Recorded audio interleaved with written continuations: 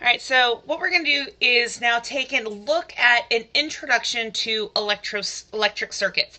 So far, everything we have been doing is electrostatics, but we're going to end up with kind of a brief introduction here into current, resistance, and electric potential difference, which is also called voltage. So our current is defined as the rate of change of charge over time. This can either be written just as delta Q over delta T, or you could do an instantaneous value of dQ dt. Either way, that definition is going to work. But it's related to the amount of charge that passes through a particular area. So over here, you have an example of a wire. If you were to take a cross-section, that yellow cross-section here of that wire, that's going to have a surface area A. So our delta Q is the amount of charge passing through that particular area of the wire. So if you were to make the wire smaller or larger and have the same flow rate, it's going to change the amount of charge you'd have to have going through there. So what we picture of as current is the flow of electrons. So the material of our conducting wires has the nucleus, our positive nucleus, kind of fixed in place. The electrons themselves, of course, are not orbiting the atoms, but the electrons kind of move from atom to atom to atom in that outer valence shell where they're a little less tightly held on. So if you look at some instances, some of the electrons are actually moving backwards and others are moving forwards. And really, in reality, they're kind of moving everywhere, all around. And actually, the atoms themselves are vibrating as they move through and so forth. But our current is basically the end result. If you were to take a cross-section of the end of that wire, it's the flow rate that comes out of there. Amazingly enough, that's actually going to be the same flow rate if you were to take a cross-section on the left side and the average flow rate if you go through the center. What we assume is in a wire that the average amount of charge that goes through is going to be the same no matter what part of the wire that you're looking at. And that's going to have to do with conservation of charge. I can't have more charge coming into this section of the wire than I have leaving that section of the wire. The unit of current is the ampere or amps, capital A, and it is the same thing as a coulomb per second because it's charge over time. So if we look at some typical currents that we have, an old school incandescent 100-watt light bulb is about 1 amp of current. The starter for your car is about 200 amps. And our electronic devices, TVs, computers, and so forth, are very, very small currents, nanoamps, milliamps, and so forth. Now, when we think of what's going on with current, what is actually going on and the way we've been treating it for hundreds of years is very different. So, current is considered to be a scalar value. It is not a vector, but it does have a sign. You can have positive current and negative current, and that's going to be just based on whatever direction you assume to be the positive direction. So if I choose that direction to be the positive direction, and my current is actually flowing the opposite direction, then that would give me a negative current. If my current is flowing in the same direction, that's a positive current. So that's why the current itself really is, we mostly look at magnitudes because the direction is fairly arbitrary. Now, the other thing we have to be careful of is the idea that everything that we've learned so far about atoms is the electrons that actually do the moving. So if this is my power supply, and power supplies or batteries are shown with a long straight line and a short line, sometimes a long line, short line, long line, short line. But the idea is your long lines are the positive sides of your batteries and the short lines the negative side of your battery. We know that the way batteries work is that there's a buildup of charge due to a chemical reaction inside of those electrochemical cells. And then when you make a connection from the negative side to the positive side, the electrons are able to flow. So the electrons are actually what is doing the flowing, going from the negative side to the positive side. And that's because there's actually an electric field that is causing those electrons to move through the wire. But what we define as what we call conventional current. And how you'll see current represented 95% of the time in this course is what we call the conventional current, which is the opposite direction that electrons flow. So conventional current is assumed to flow out of the positive and towards the negative.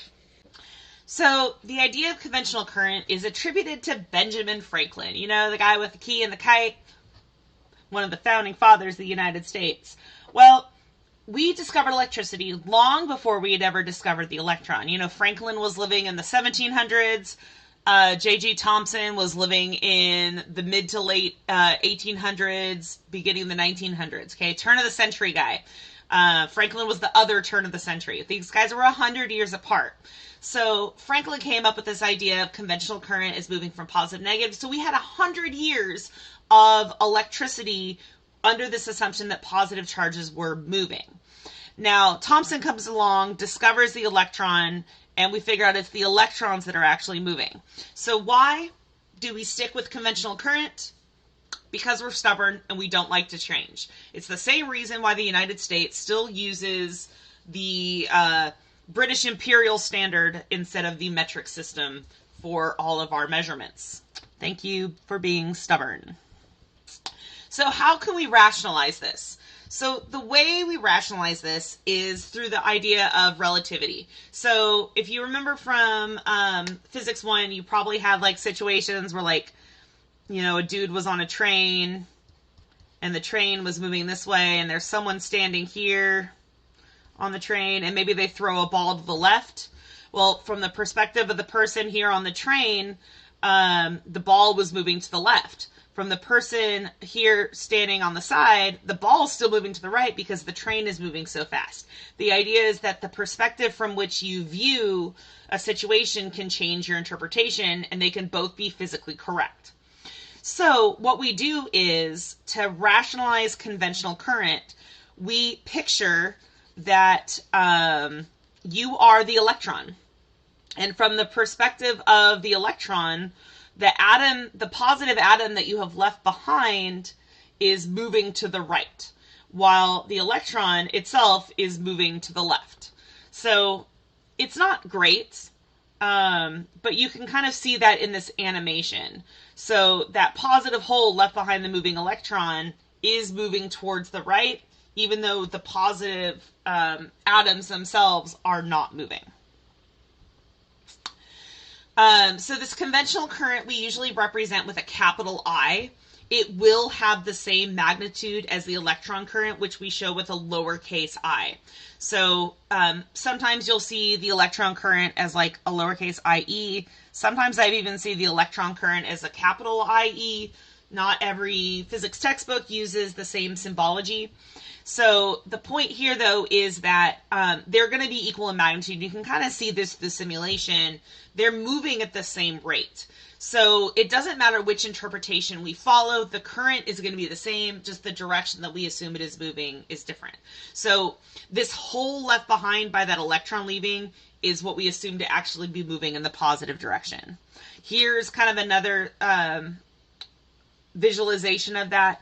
So we picture that those holes that are left behind are moving to the right and the electrons themselves are moving to the left. So whenever you see current, if I want you to draw an arrow for current, it's always going to be with a capital I. We are going to leave the positive side of the battery and follow those holes through the circuit, even though we know that it is actually the electrons that are moving.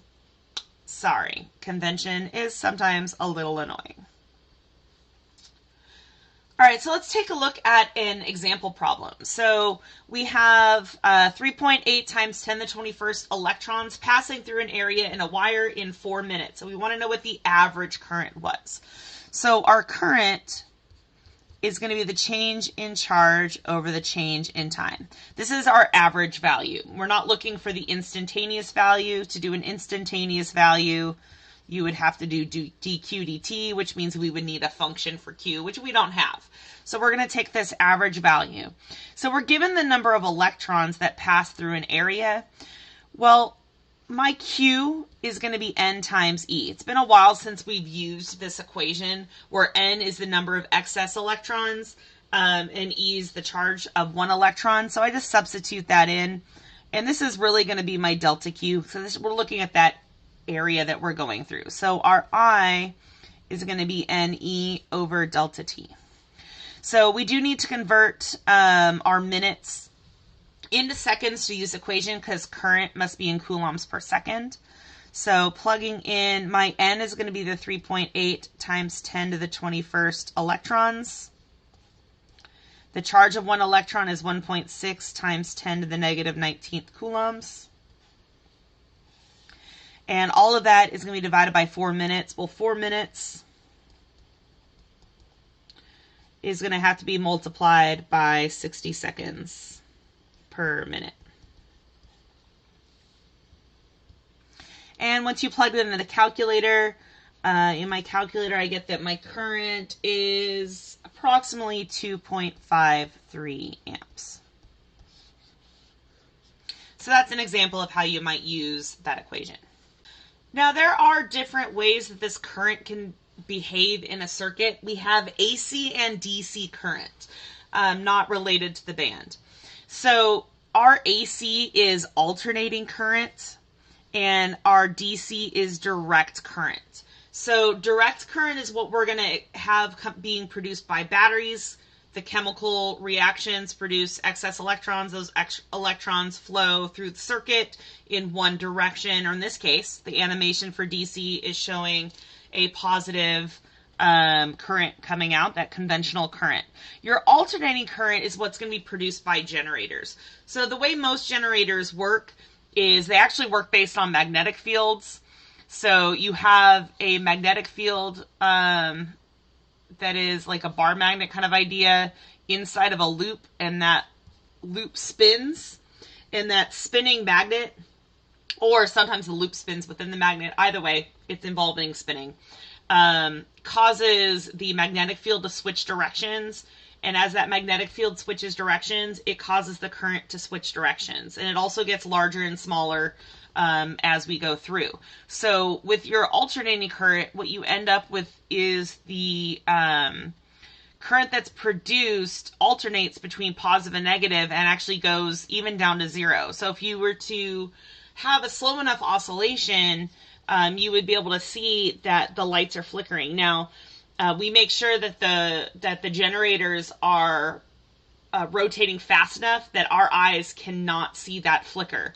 But if you've ever been in an old house with kind of old wiring and things like that, sometimes you can see those lights, just a slight flicker. Or old LEDs, actually older LED Christmas lights had a flicker to them, and that has to do with the alternating current actually going to zero at different points in time, whereas your DC is always going to be a constant value.